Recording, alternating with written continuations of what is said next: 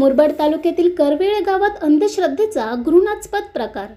मुरबाड तालुक्यातील करवेळे गावात अंधश्रद्धेचा बाजार मांडण्यात आला असून लक्ष्मण भावार्ते या वयोवृद्ध व्यक्तीला गावात जादूटोणा करतो या संशयावरून जळत्या निखऱ्यावरून चालायला भाग पाडण्यात आले।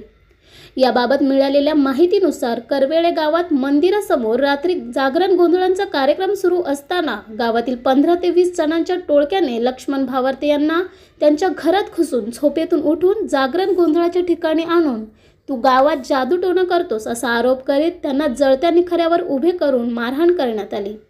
माणुसकीला काळीमा फासणाऱ्या या प्रकाराची मुरबाड पोलिसांनी दखल घेऊन आसनगाव येथील मांत्रिक देवा म्हसकर यांच्यासह गावातील 6 जणांवर अंधश्रद्धा निर्मूलन कायद्याअंतर्गत गुन्हा दाखल करण्यात आला।